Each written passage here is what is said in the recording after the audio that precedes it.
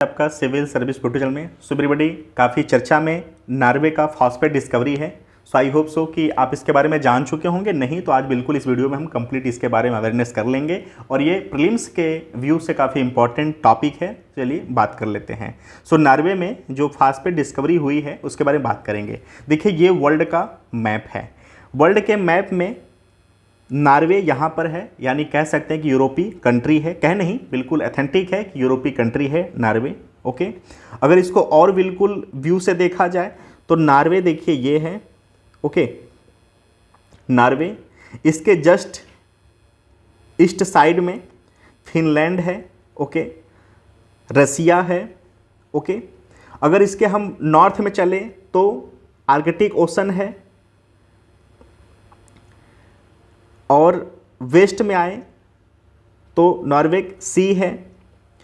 सो अवस्थिति मैप के हिसाब से बिल्कुल आप जानते रहिए और शॉर्ट नोट्स में या रफली छोटा छोटा मैप भी बनाकर व्यू को दिखाते रहिए, क्योंकि एग्ज़ाम में किस व्यू से, किस डायमेंशन से क्वेश्चंस आपके सामने आ जाए बिल्कुल ये प्रिडिक्ट नहीं किया जा सकता। तो मैप पे भी थोड़ा सा काम करिए साथ साथ कि नॉर्वे कहाँ पे है, नॉर्वे का पड़ोसी देश कौन सा है, पड़ोसी वहाँ से चैन कौन सी गुजरी है, कौन सा स्ट्रीट है, तो ये भी आपको जानना चाहिए। ठीक है, कि स्वीडन, डेनमार्क, यूनाइटेड किंगडम, ठीक है। सो ये सब इसके बिल्कुल इर्द गिर्द पड़ोसी हैं। तो इसके बारे में संपर्क जब बनाना होगा तो कैसे बनाएंगे, यहाँ से जब हमें जैसे मान के लिए कि यूनाइटेड किंगडम है, नॉर्वे है, इनके बीच में नॉर्थ सी है।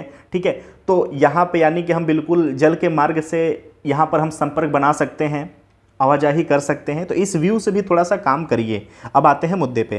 ठीक है, नॉर्वे में फास्फेट खनिज का एक विशाल भंडार खोजा गया है, जिसका उपयोग इलेक्ट्रॉनिक कारों, सौर पैनलों को बिजली देने के लिए किया जा सकता है। भंडार में 70 अरब टन तक का जो फास्फोरस है, जो कि अगले 50 वर्षों की मांग को पूरा करने के लिए पर्याप्त है। ठीक है, अगर हम बात करें फास्फोरस के बारे में तो फास्फोरस एक खनिज है जो कि फास्फेट चट्टान से आता है। ये पॉइंट प्लीज़ आप याद रखना। ठीक है, यह एक सीमित संसाधन है, जिसका अर्थ है कि दुनिया में इसकी केवल एक निश्चित मात्रा है और आने वाले समय में यह समाप्त हो जाएगा। खनन के लिए फास्फेट का लगभग 90% कृषि उद्योग के लिए उर्वरक का उत्पादन करने के लिए उपयोग किया जाता है। इससे पहले फास्फेट जो रॉक है कि सबसे बड़ी जो मात्रा है वो मोरक्को के पश्चिमी सहारा क्षेत्र में पाई गई थी, लगभग 50 बिलियन टन। ओके, तो ये भी आपको याद रखना है। चीन दुनिया में सबसे बड़ा फास्फेट उत्पादक और मिस्र में भी महत्वपूर्ण फास्फेट भंडार है। तभी तक के लिए याद रखना है कि दुनिया का सबसे बड़ा जो फास्फेट उत्पादक देश है वो चीन है।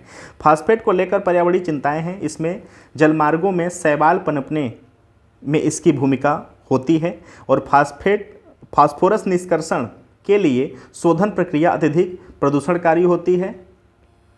ठीक है, अब भारत की भूमि में अगर बात करें तो फास्फेट चट्टानों को भी यूरेनियम का एक महत्वपूर्ण और द्वितीयक संसाधन माना जाता है। भारत में एपेटाइट और रॉक फास्फेट की उपलब्धता की कमी है। ओके, एपेटाइट के मामले में भारत पूरी तरह से आयात पर निर्भर है, जबकि रॉक फास्फेट का उत्पादन केवल 2 राज्यों राजस्थान और मध्य प्रदेश से होता है। सो एवरीबॉडी, हमने इंटरनेशनल के साथ साथ अपने देश प्यारा भारत के बारे में बात किया और ये जो खनिज है इसके व्यू से भी बात किया। सो आई होप सो कि आपको बिल्कुल ये अवेयरनेस एग्ज़ाम के रिलेवेंट लगे होंगे। और ये जो नॉर्वे है ये यूरोपीय कंट्री है। ओके, और इसका जो कैपिटल है, कैपिटल भी आप याद रखना, ओस्लो इसका कैपिटल है। और इसके थोड़ा सा मैप पे भी काम करना ताकि इसकी अवस्थिति और इसके पड़ोसी ज्योग्राफिक व्यू के बारे में भी एक छोटा सा आपके पास समग्र व्यू पता हो जाए। So thank you so much watching. चलिए मिलते हैं फिर नेक्स्ट सेगमेंट में। Thank you so much watching.